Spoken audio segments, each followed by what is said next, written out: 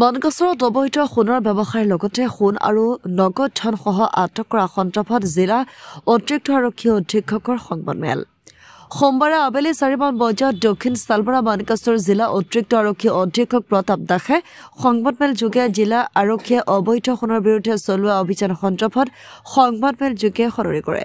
উল্লেখ্য যে ৰবিবাৰে নিশা দক্ষিণ সালবৰা মানকাছৰ জিলাৰ বিভিন্ন ঠাইত জিলা আৰক্ষীয়ে অবৈধ সোণৰ বিৰুদ্ধে চলাইছিল এক অভিযান। আৰক্ষীৰ অভিযানত মুঠ 195 গ্ৰাম অবৈধ সোণৰ লগতে 4,20,000 টকা সহ আটক কৰে 3 সৰবৰাহকাৰীক।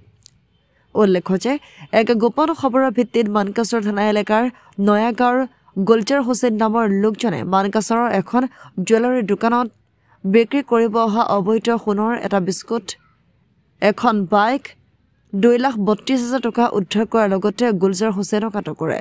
আৰু কাহিনী গুলজাৰ হুছেইনৰ ভাষ্য অনুযায়ী আৰক্ষীয়ে মানকাছৰ থানা এলেকাৰ সোনাৰপাৰা গাঁৱৰ সুমন আলীৰ ঘৰত অভিযান চলাই নগদ 1,88,000 টকা সহ সোণ আৰু ৰূপৰ অলংকাৰ জব্দ কৰাৰ লগতে সুমন আলীক আটক কৰে।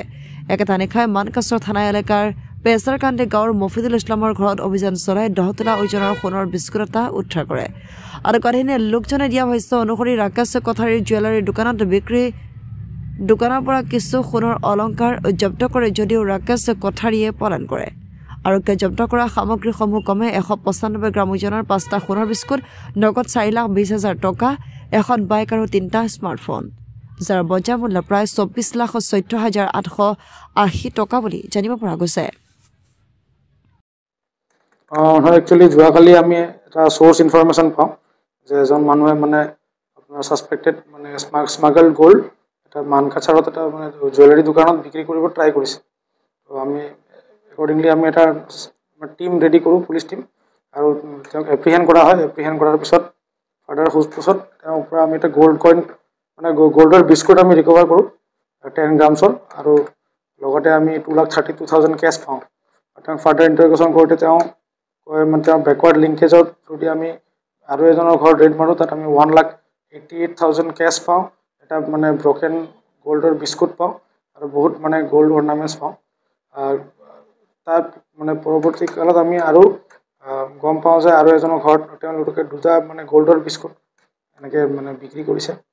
আৰু আপোনাৰ তাৰপিছতে আমি ৰেড মাৰোঁ আৰু আমি একৰ্ডিংলি 2টা 10 গ্ৰামৰ গ'ল্ডৰ বিস্কুট পাওঁ। ফাৰ্ডাৰ বেকৱাৰ্ড লিংকেজত আমি আৰু এজন মানুহৰ নাম পাওঁ। তেওঁৰ ঘৰত ৰেড কৰোঁতে আমি এটা 10 তোলা লিখা এটা গ'ল্ডৰ বিস্কুট পাওঁ ব্ৰকেন কণ্ডিশ্যনত, আৰু বহুত গ'ল্ডৰ অৰ্নামেণ্ট আৰু চিলভাৰ অৰ্নামেণ্ট পাওঁ। আমি ইতিমধ্যে আমি যিখিনি প্ৰিলিমিনাৰী পাইছোঁ, ৱেইট কৰিছোঁ, সেইখিনি যিখিনি গ'ল্ড আছে, গ'ল্ড অৰ্নামেণ্টছ আৰু বিস্কুট, আমি 5টা বিস্কুট ৰিকভাৰ কৰিছোঁ, ইনক্লুডিং ব্ৰকেন ভাঙা বিস্কুট আৰু গ'ল্ড অৰ্নামেণ্ট চব মিলাই এৰাউণ্ড 195 গ্ৰামছৰ অনলি গ'ল্ড আছে। আৰু আপোনাৰ বাকী যিখিনি চিলভাৰ অৰ্নামেণ্টছ বাদ দি এপ্ৰক্সিমেট মাৰ্কেট ভেলু গ'ল্ডটো হ'ব 24 লাখ প্লাছ। বাকী আমি টোটেল 3জন মানুহ এতিয়ালৈকে এপ্ৰিহেণ্ড কৰিছোঁ। এটা আমি কেছ পাইছোঁ 4,20,000, আৰু এটা মটৰচাইকেল পাইছোঁ, লগতে মোবাইল ফোন পাইছোঁ, আৰু 5টা গ'ল্ডৰ বিস্কুট পাইছোঁ। এতিয়া আমাৰ ইনভেষ্টিগেশ্যন চলি আছে। আমি তেওঁলোকক এৰেষ্ট কৰিছোঁ, তেওঁলোকক আমি কোৰ্টত প্ৰডিউচ কৰিছোঁ আৰু ৰিমাণ্ডত বিচাৰিছোঁ। টোটেল 4টা জেগাত আমি ৰেড কৰিছোঁ।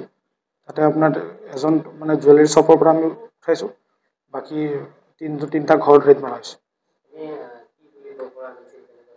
তেওঁলোকে প্ৰিলিমিনাৰী কনফেছ কৰিছে যে তেওঁলোকে কম দামত গ'ল্ডটো পাইছে, কোনো নথি পত্ৰ দেখাব পৰা নাই, কোনো অ'নাৰশ্বিপ কাৰ হয় গ'ল্ডটো ক'ব পৰা নাই।